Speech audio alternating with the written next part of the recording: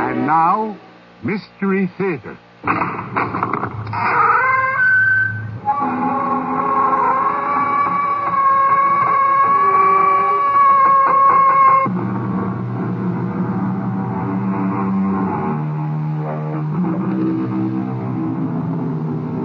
Come in. Welcome. I'm E.G. Marshall. I have a question to ask you. What is hell? Where is it? Some say it's a place that the soul goes to after death to be purified. Others believe that hell is right here on earth. That indeed life is a synonym for hell. Which is right? Are both right, perhaps? Don't know. One thing sure, though. If life on earth isn't hell for everyone, it certainly can be for some. Henry and Matilda Smith, to mention only two. No, Henry. I don't believe you. You couldn't have done such a thing, not you. Yes, Matilda. Me. I did it. You only imagine you did. I've heard that when people are starving, they imagine all kinds of things, horrifying things. They hallucinate. No hallucination. I don't believe you. Believe me. Believe me. Look, I'll take off my coat. Look and believe. No. You shed blood. Soaked in blood. Dripping with it. Dripping with blood.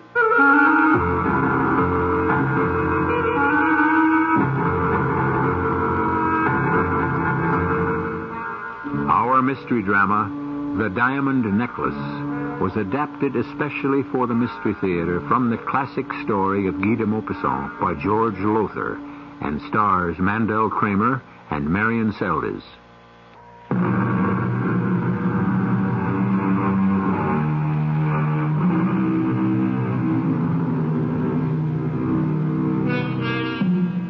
I have asked, where is hell? What is it? I have often pondered the question and came to no resolution.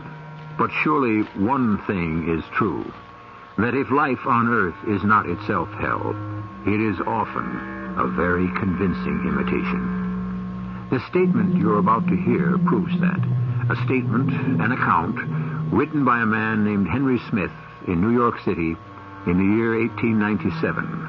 A memoir, if you will, of a special kind of horror.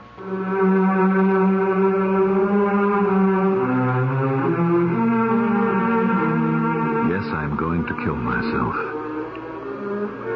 With this gun. Put a bullet through my head and end once and for all the mortal terror, the hideous misery of these past 10 years.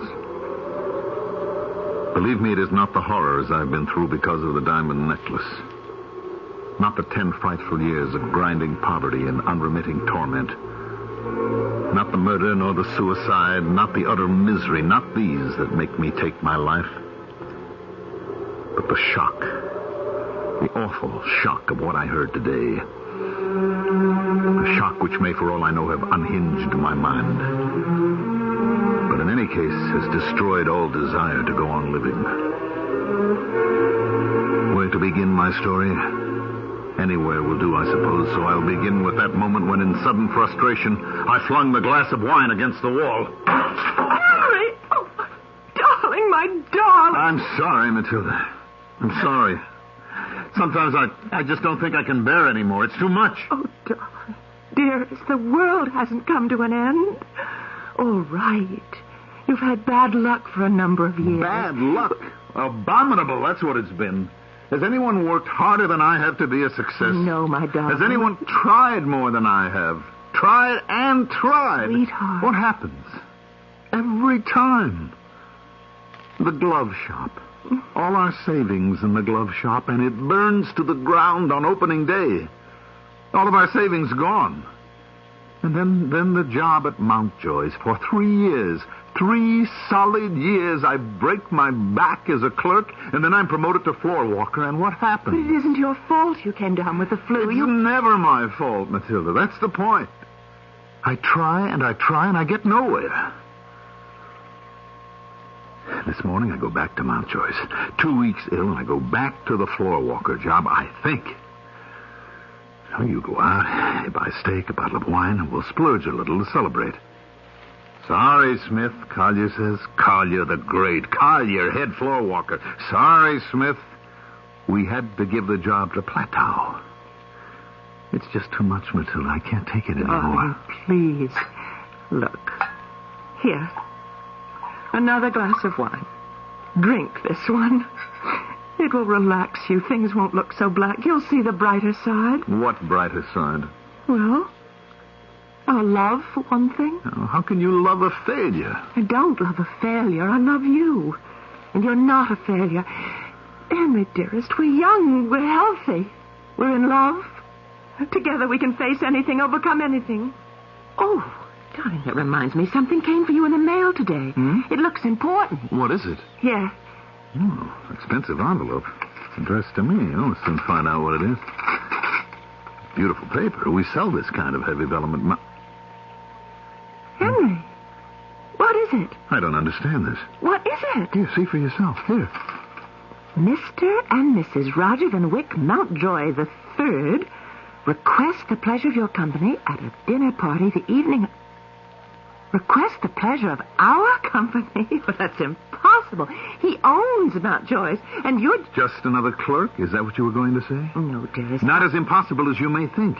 An invitation like this. But they take a floor walker job away because you've been ill 2 weeks. Because maybe, just maybe, Mountjoy has something better for me. He's noticed how hard I've worked these past 3 years, the long hours I've put in, the overtime without pay. Henry, do you think so? Well, how else do you explain the invitation? I don't. Matilda, dearest, this is it. My luck has changed. Dinner with the Mountjoys. Why, it can mean only one thing. Not just a promotion, but a big promotion. Now, I'll have to rent some dinner clothes. I don't have any. But, darling, I can't rent a gown. You'll buy one. With what? We've got $43 Oh, saved no, up. I'm not going to touch our savings, You've got Henry. to, darling. This is important.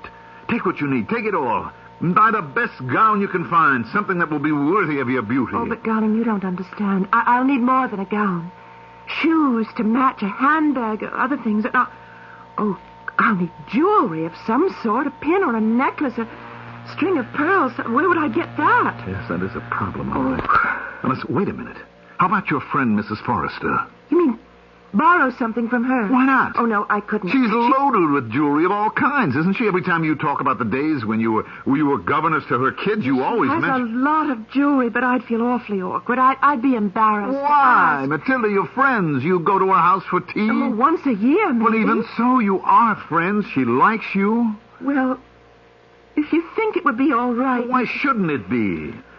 Look, this invitation from Mountjoy himself, it's my big chance, Matilda, the chance I've been waiting for, working for. We can't pass it up.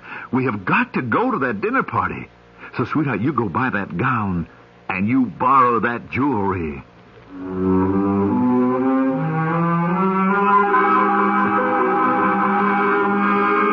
Of course, Matilda, certainly. Oh, it's awfully good of you, Mrs. Forrester. I hesitated to ask, Oh, but... nonsense, dear. Well, come along into the boudoir. We'll go through all my jewelry, and you shall have your pick. Tell me, how is that handsome husband of yours? Oh, he's fine. Fine. And about to get his big chance at Mountjoy's, too. Oh, an opportunity I'm sure he deserves. Well, now, my jewelry is in these boxes. Now, you start looking while I go tell Hortense to make tea for us. Oh, thank you, Mrs. Forrester. Thank you.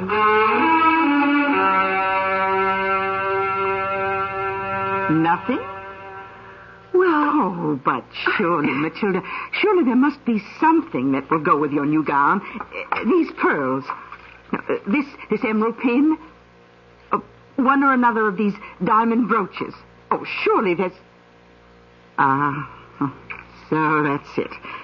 What? Oh, there is something, but you're too shy to ask for it. Well, Now, come. Tell me, what piece has caught your eye? That one. The diamond necklace. Mm-hmm.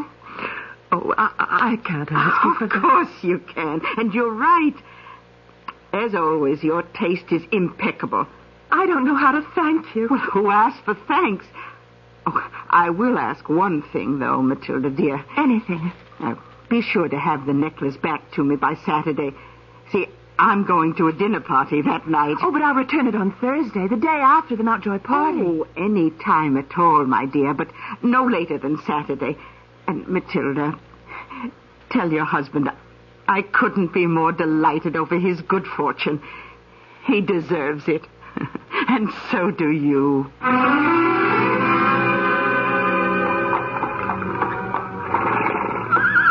Thank you, driver. No, that's all right. Keep the change. Matilda, wait. Let me help you out. Henry, look. Have you ever seen anything so beautiful? It's a mansion. All lit up, blazing, with those new electric lights. It is a sight, isn't it? Look, the front doors are wide open. You can see people dancing in the ballroom. Oh, those gowns the women are wearing. Henry, do I look all right? You look like a fairy princess. The gown, the diamond necklace. You are a fairy princess. Come, princess. Let's knock them dead. Butler or someone that would give the invitation to? Well, it doesn't seem to be. Well, it doesn't matter. Oh, look. What? The man coming toward us. That's Roger Mountjoy himself. Matilda, he's going to greet us personally. Can I help you? We're here for your party, your dinner party, Mr. Mountjoy. You know me? Why, of course. We've met, have we? Well, not actually. I've seen you, of course, any number of times at the department store, but we've never really met. Then I'm afraid I'm rather at a loss to understand what you're doing here. Well, Mr. Mountjoy, I'm Henry Smith. Oh? I'm employed by you at the department store. A clerk in sporting goods. You invited me and my wife to your party tonight. So you're the mistake. You are the mistake that was made. The mistake? Let me see the invitation. Certainly. Yes, addressed to Henry Smith. Spelled S-M-I-T-H. That fool secretary of mine. Oh, I don't understand. Well, it's simple enough, Smith. I have a friend, a close friend, named Henry Smythe. Spelled S-M-Y-T-H-E. My secretary simply sent the invitation to you instead of him. A mistake. A ridiculous mistake. Ridiculous? What else would you call it? Unfortunate. Embarrassing. Unfortunate, embarrassing, ridiculous, whatever you call it. I am not in the habit of inviting my clerks to my home. Now, I'll say good night to you and to your decidedly attractive wife. I'm very sorry, my dear, very sorry. Being sorry doesn't help matters much, Mr. Mountjoy. My dear. Your secretary makes a mistake, and we make all sorts of preparations for your party. Clothes that we can hardly afford. I cab fare. said I'm sorry. Good night. No. You can't just put us out like this. Henry, for heaven's sake. Not put us out like beggars. I don't mind for myself, but my wife has looked forward to this.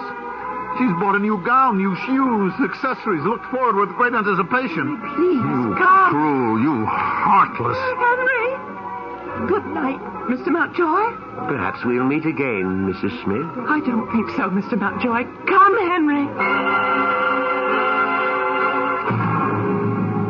Henry, it was a mistake. An unfortunate mistake. Wrong, Matilda. A ridiculous mistake. You heard him. You heard the great Roger Van Wyck Mountjoy III. A ridiculous mistake, Smith. Yes, ridiculous, all right. A clerk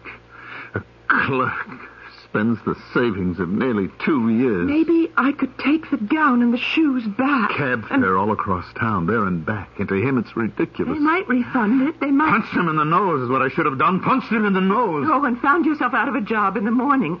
If you still have a job at Mountjoy. I don't give a damn if I've got a job there or not. I don't give a damn if I ever see the inside of Mountjoy's again. I don't give a damn if... Henry. What's wrong? Why are you staring at me like that? Where's the necklace? The necklace? Yes, the necklace. The diamond necklace, Matilda. Where is it? Gone. Henry. Henry, I've lost the diamond necklace.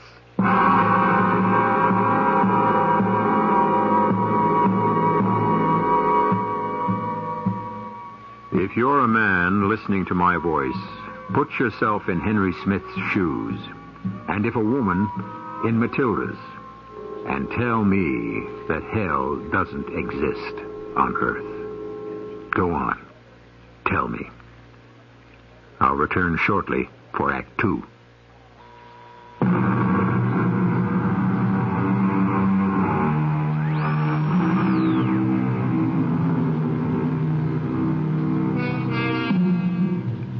To the thoughtful person, the emotion of terror need not be activated only by the horrendous.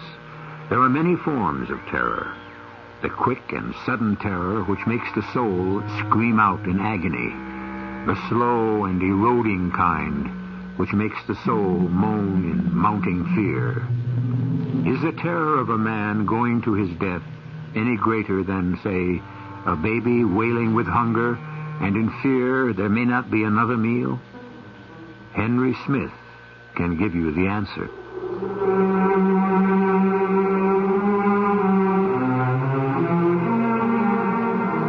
I can hardly write these words. My hands are numb. And not only with the bitter cold of this heatless room, the chill of the winter wind seeping through the broken window, but also the horror, the true horror memory brings back to me. Her words. Gone, Henry. I've lost the diamond necklace. How could you have lost it? I don't know, but it's gone. Take off your wrap, maybe. Maybe what? I don't know. Maybe when it slipped from your neck, it got caught inside the wrap. Oh, I doubt if it could... Well, look anyhow. No, it's not here. It's gone, Henry. A fortune in diamonds lost. Now, don't panic. We mustn't panic now. We'll just keep calm and just think. Try to remember. When did you last have the necklace? When did you last notice it? Don't know. I can't remember. Well, you must. Now, did you have it in the cab going to Mountjoy's? Yes. Yes, I had it then, and I remembered...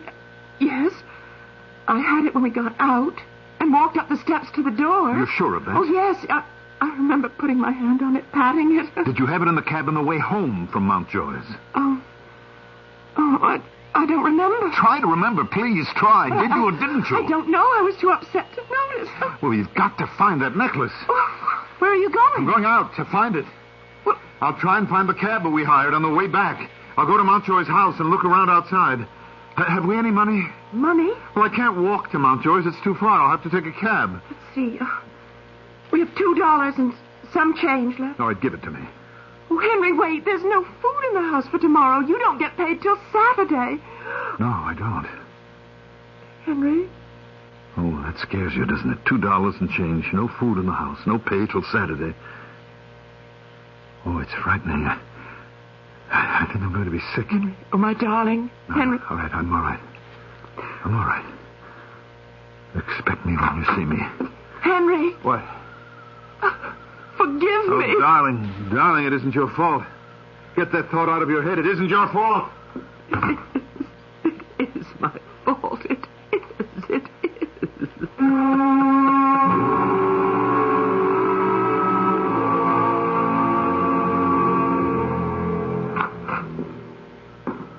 Is that you, Henry? Yes. Well, I must have fallen asleep. It's nearly dawn. You didn't find it? No. I could kill myself. Matilda, please. Sweetheart, you mustn't feel guilty about this. What we've got to do now is figure out what to do. Now, have you any idea how expensive it was, the necklace? No, but it came in a Carteret box. Carteret? The most expensive jewelers in town. Must have cost a fortune. Well, I guess there's no way out but for you to tell Mrs. Forrester. Oh, I couldn't do that. I couldn't possibly do You'll that. have to. There's nothing else we can do. Oh, there's got to be something. I'd rather die than go to Mrs. Forrester and tell her I lost the necklace. I can't do it, Henry. I don't know what else. Well, replace it. We'll have to replace it. Replace it? How? Well, I'll go to Carteret's and describe the necklace so they just might have a duplicate. Well, they might. And if they do, what then? You hand them this $1.39 I've got left and take the necklace to Mrs. Forrester? You going out of your mind? If I haven't, I'm close to it. Look, go to Mrs. Forrester tomorrow. I can't, Henry. Please don't make me go there. When have I ever made you do anything? All right, we'll find a way out of this. All right, look, you go to Carteret's tomorrow and see what you come up with, and we'll just have to take it from there. But what if they don't have a duplicate? That isn't what worries me. What worries me is, what if they do? Well, madam, I would say this necklace is quite nearly a perfect match to the one you described. Oh, yes. Yes, it is. How much is it? $6,500. Madam, are you all right? Yes, quite all right. I suppose that it must be paid for all at once. All at once? I mean, there's a new way of paying for things these days. If you mean the installment buying, madam, our customers have no need of it. Yes. Well, now I'll let you know. As you wish. $6,500, you said? Yes, $6,500. Thank you. Thank you.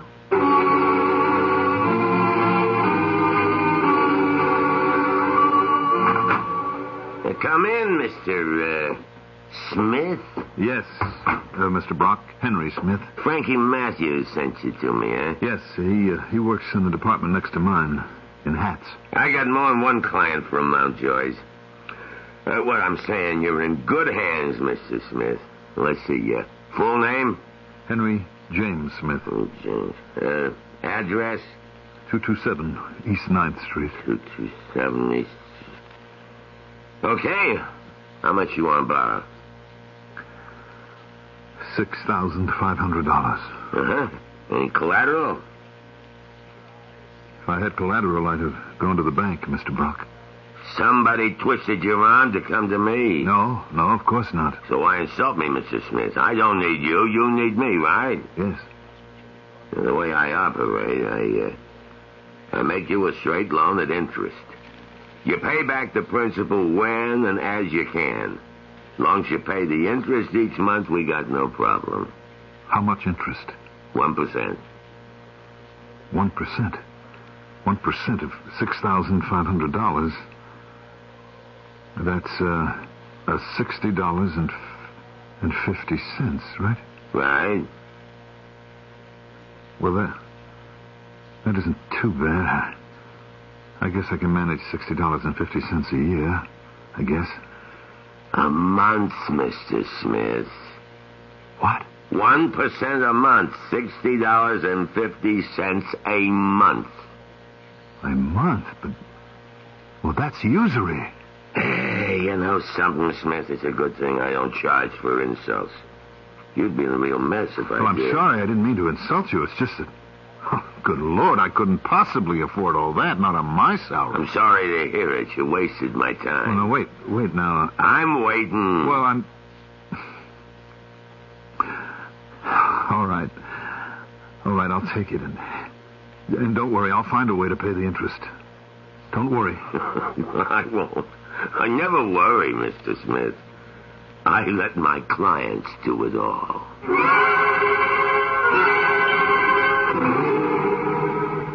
Why, no, Matilda, dear. I wasn't in the least concerned. Well, I did say I'd return the necklace Thursday. Here it is, Saturday. But I'll not be wearing it till tonight, and... Well, it certainly wasn't your fault the clasp broke. Oh, but the clasp isn't quite the same as the old one. Look, I'll show you. Oh, no, don't bother. Just toss the box over there. Mrs. Forrester, I was wondering... Yes, dear. Would you know of anyone who might need a governess? You? Yes.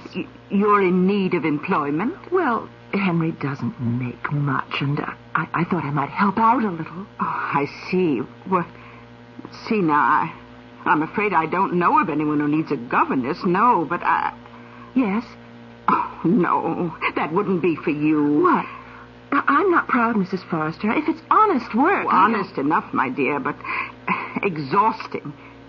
You see, a friend of mine, a very large family, needs someone to do washing. A washerwoman? I told you it wouldn't be for you.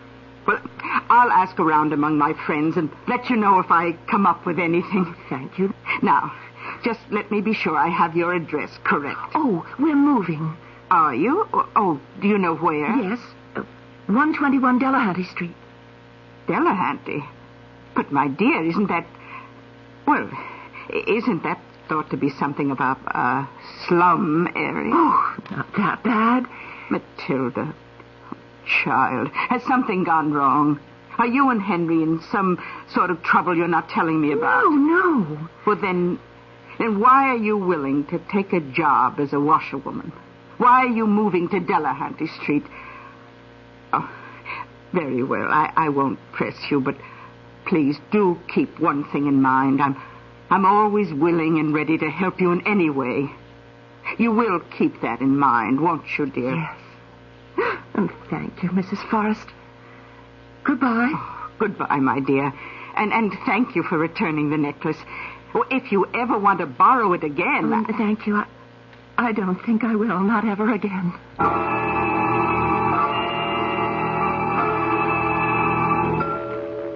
We made a deal, Smith. A month ago to the day. Now you come in and tell me you can't pay the interest. Well, not all of it, Mr. Brock, but... But what? I've got $34 of the 60. 60 and 50 cents. Yes. And if you'll just accept that... Sure. Sure, let's have it. You bring the rest tomorrow. Same time. 6 o'clock. But that's impossible. Impossible, huh? It's taken me a month to get $34 together. How am I going to get practically as much again in just a day? That's your problem. Well, it's a problem I can't solve. Look, I'll pay you. I'll pay you every cent I owe you, but you've got to give me time. Time is money, Mr. Smith. And you haven't got much of either. Let me show you something. You see this? Yes? What is it? A switchblade knife. Very sharp, Mr. Smith. Razor sharp. Now, I'll tell you how it's going to be. You come here tomorrow at 6 o'clock and you have the money, or I'll take a piece out of your right ear with this knife. Mr. Brock. You come back tomorrow at 6 o'clock, and if you still haven't got the money, I take a piece out of your left ear. You're a... I know what I am. You better know what you are. You're a loser, Smith, and you're a loser because you're a sucker. Tomorrow, Smith. Same time. Oh. And, bring your wife. My wife? What for? Who knows? Maybe she could even, save you from losing your life. Who knows, Smith?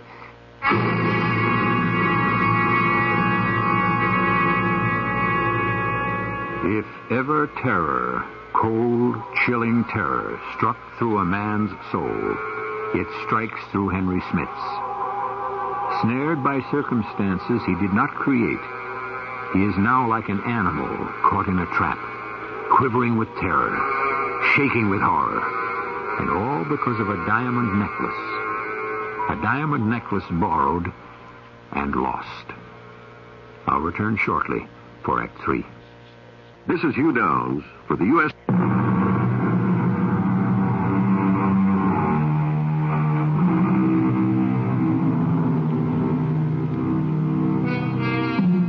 What bitter, cruel, insupportable tragedy can smash a human life because of one mischance? Henry and Matilda Smith have discovered this to their sorrow. Had Henry or Matilda thought for a moment, they might have realized that the party invitation from Roger Mountjoy had to be a mistake. In any case, had they realized this, certainly Matilda would never have borrowed that diamond necklace from Mrs. Forrester and lose it. And had Matilda not lost it, well, let Henry tell us.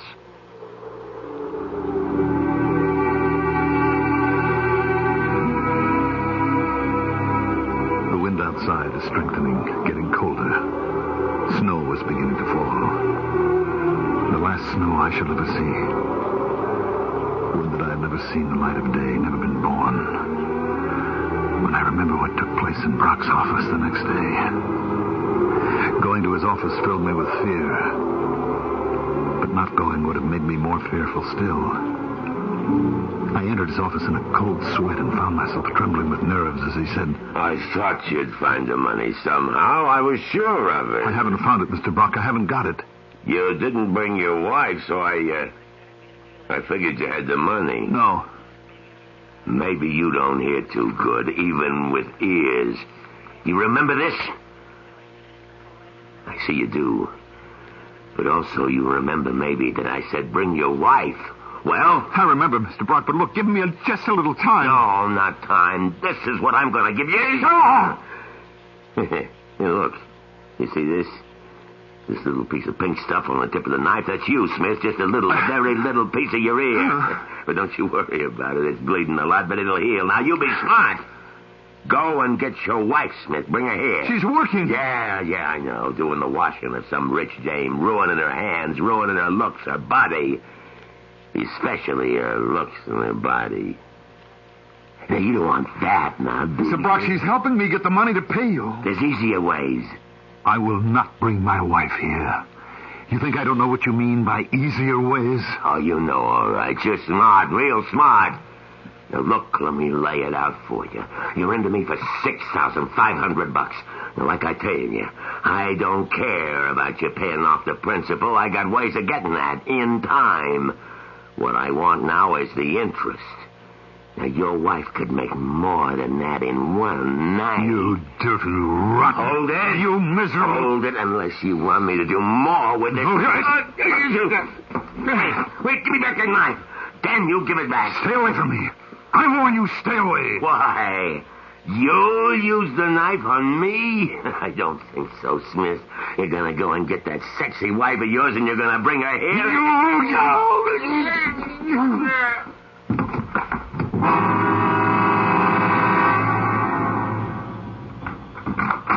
Matilda, you're home. Yes, my back was... I was working over the tubs today, and it began to pain again, so I... Henry! You're white as a sheet and trembling. Henry, what happened? I killed a man, Matilda. I killed a man. Oh. Brock, the moneylender. No, Henry, I don't believe you. You couldn't have done such a thing, not you. Yes. Yes, Matilda, I did it. No, you just imagine that you did. I've heard that when people are starving, they imagine all kinds of things, horrifying things. They hallucinate. No hallucination. I don't believe you. Believe me, look. I'll take off my coat. Look. Oh, God. And believe. Your shirt, blood. Soaked in blood. Dripping with blood. Take it off quickly. Take it off and I'll wash it. You can't wash it. Nobody must know. And you'd have to wash it in the kitchen or the bathroom down the hall. There's no running water in this room. Oh, take it off and hide it. I can't believe it. I just can't believe you. You're always so gentle. He was threatening me with a knife. He cut my ear and he was threatening me again if I didn't... Didn't? Bring you to him. Me? What would he want with me? I don't know. But he must have a reason. He wouldn't threaten you with a knife unless... Oh. What's so funny? I was thinking. Oh, just thinking. What a surprise he'd have in store. Surprise? Brock? He must have heard how I looked a month ago. He doesn't know what that month has done to me. Why didn't you tell him? Why didn't you tell him that since the night I lost the necklace, since the night of the Mountjoy's party, the party that looked so exciting, and was going to be so thrilling. My secretary made a mistake. A ridiculous mistake. Ridiculous. Only it was all a mistake. Sweet. A horrible Matilda. mistake. Sweetheart, oh, sweetheart, Worse than please. horrible, I lost the necklace. necklace. I'm the one who couldn't face Mrs. Forrest. Please, no. Why couldn't I? I'm the one who made you borrow all that money. I'm the one who made you a murderer. Oh, God, forgive me for what I did. You did nothing, darling. You lost a diamond necklace. It could have happened to anyone. And it's over now. All of the misery is over.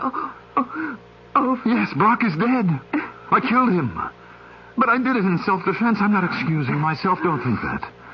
You kill a man, you take a life, whatever the reason, you must pay. Somehow or other you must pay, and I will. But in the meantime, we're out from under the burden, the awful burden of paying that monthly interest. Even the loan, we can forget it. Well, who knows about it? It was between Brock and me. Who else would know? All I'm saying is that what's happened gives us a break, gives us time to recover and make a fresh start. No more 12-hour washing days for you, no more extra jobs for me. We can get some rest, we can eat better, we can restore our health so that... Who can that be? The police. I don't see how. Well, one way to find out. Yes? Hi. May I come in? Who are you? Well, I'm afraid we never had the pleasure of meeting face to face, Mr. Smith, but Arnie told me about you, and maybe he told you about me? Arnie? Arnie Brock. I'm his wife, Doris.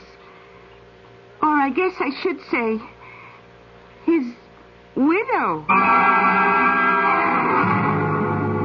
No. You won't do this. I won't let you do it. What else is there to do? Something. We'll find a way.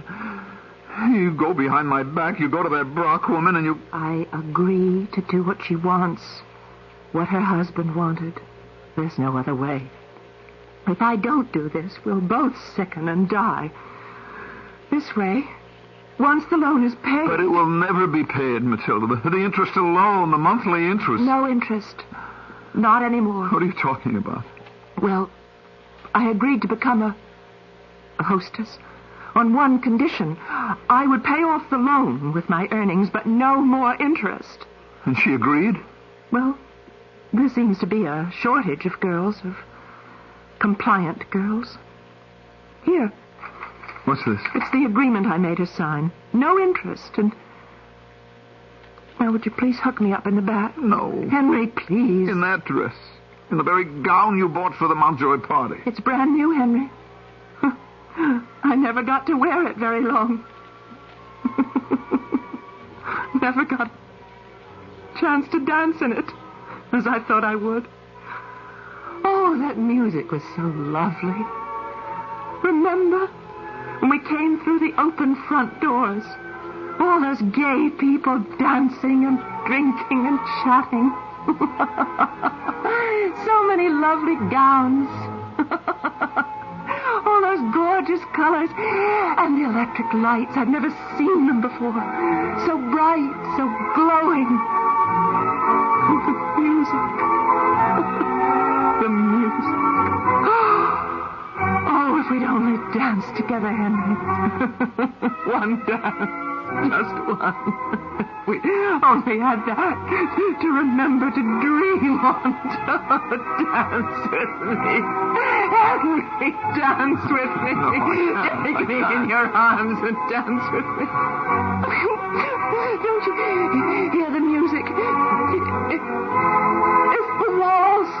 It's a waltz, Henry. They're playing a waltz, a divine waltz, and I'm in your arms, floating in your arms. Turning and turning, my feet scarcely touching the floor. Stop it, Matilda. Turning and turning. Matilda, look out, come under the window. No. No. No.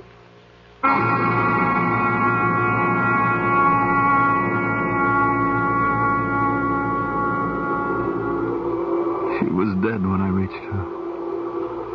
5 stories below, in the courtyard, crumpled, broken, dead. We buried her in the gown that she loved so much, the only pretty gown she'd ever had. And I saw the coffin lowered into the ground and heard the first shovelful of dirt fall on her face. I made her a promise. A promise it took 10 years to keep. 498, 499, 500. The debt is paid, Mrs. Brock. Look, tell me something. After she died, your wife, you could have taken off. Flown the coop, I'd never have found you. Instead, you worked yourself to death, close to it anyways, for 10 years. How come? It's the way she would have wanted it.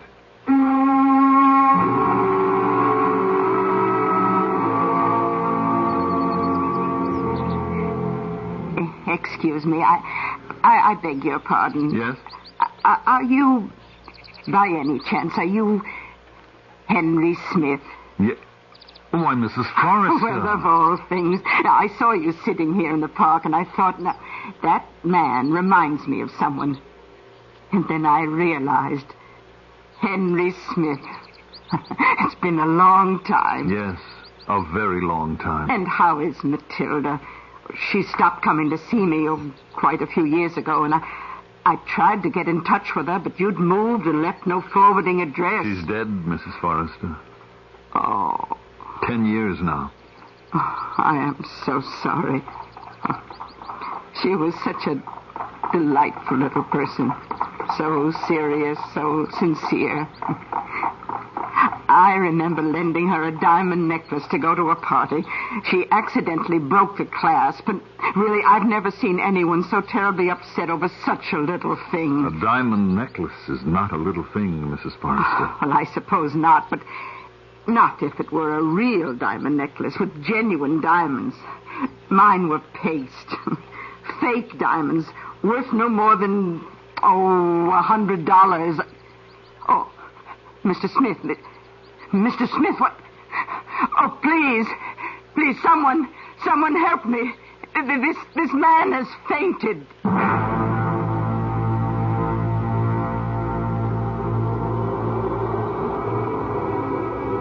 I cannot live with it.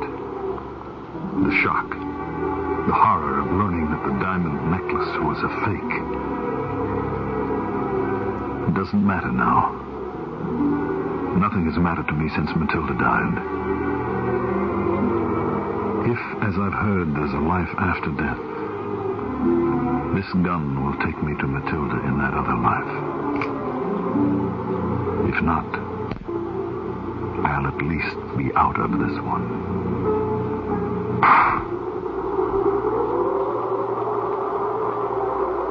In the words of Guy de Maupassant, how would life have been for these two if Matilda had not lost the necklace? Who knows? How strange life is. How small a thing will ruin or save one. I'll return shortly.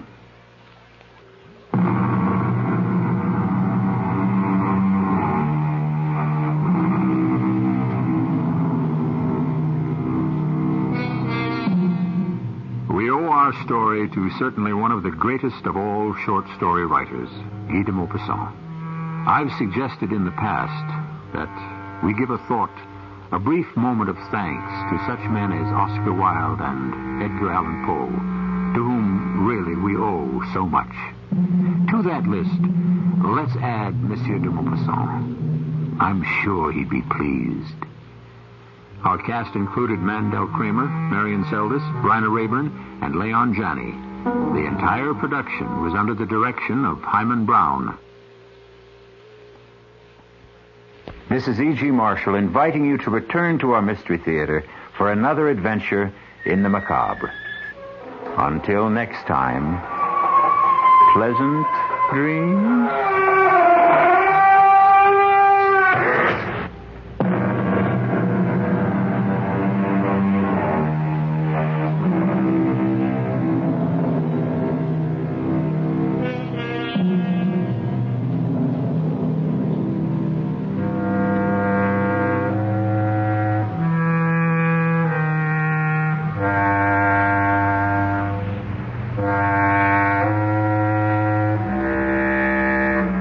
This is News Radio, WELM, Elmira, serving the Twin Tiers in AM stereo.